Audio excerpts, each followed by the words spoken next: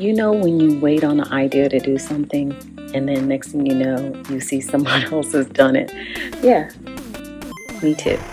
So that being said, I have had these molds that I had that I actually was going to do something else for.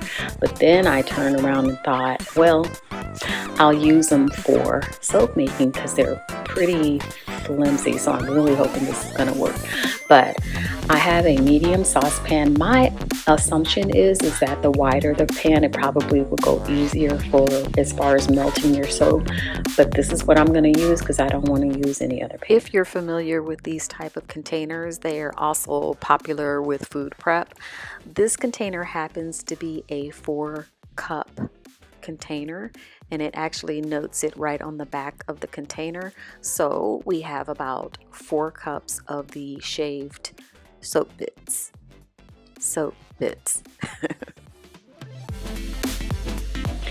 Like I said, you see all of my soap and it looks to be about 4 cups worth. This is what this container holds. And I also have some distilled water. Now, it has been said you only want to add a little bit because that can increase your melting time, and it can also increase the time that it takes to melt or make your soap molds solidified. This is what it is looking like now. Make sure I have my light on. Hold on a minute. And it does start to melt down. I have a gas oven, so let me make sure that I have mine down lower. And I do have my pot on the melting eye on the stove.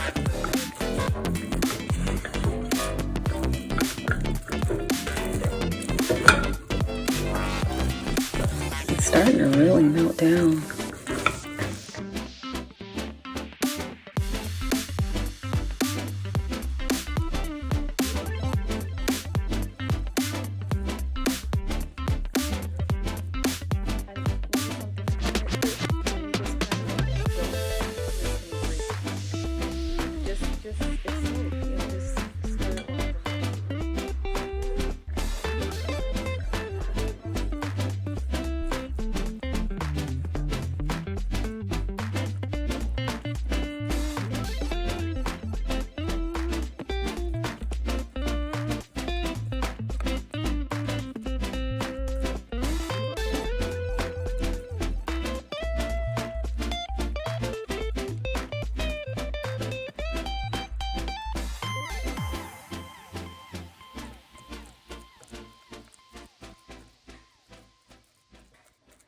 Now I want you guys to see it. It was like as you cooked it or stirred it, if you will, it's like the water was working its way out, but it was becoming creamier.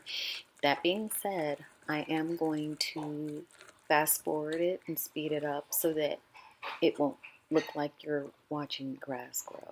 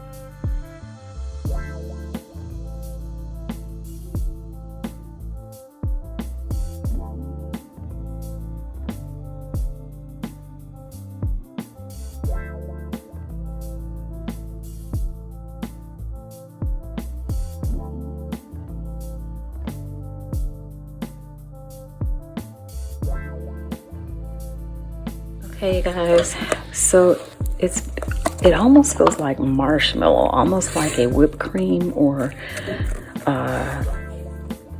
what do you call that?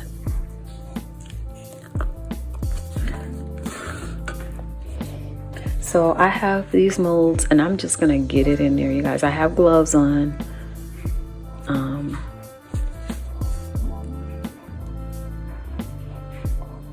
So this is what I have, and I'm gonna kind of just drop it down. You almost know when you have cake batter and you kind of plop it down to get the air pockets out. That's all I'm doing right now. I have lots of these. When I ordered these little things, it wasn't what I expected it to be, so yeah. Let me get my So at this point, you guys, I'm just trying to press down on that soap to make sure I'm getting all of the air out of the soap as best I can.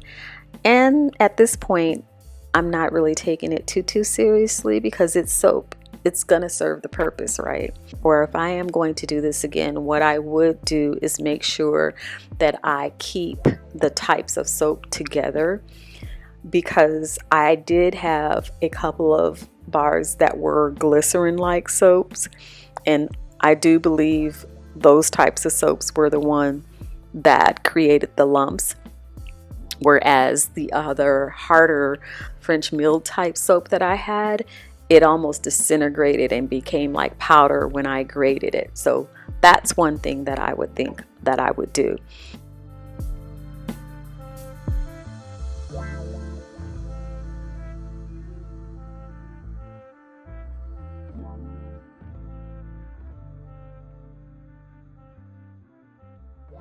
Okay, I had to turn the light off. Taken a couple of these off already, but the light, you really couldn't see the actual pattern of the mold here.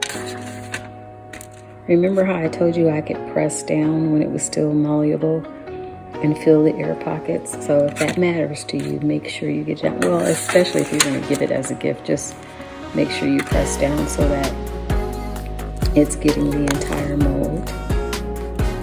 This one came out pretty good. Okay, little rosebud. I definitely noticed the softness of the soap, and I have to say the type of soaps that I had were like French mills like, so they were soft. I could feel when I was shaving them. But these came out pretty good, you guys. I'll take it. I'll take it.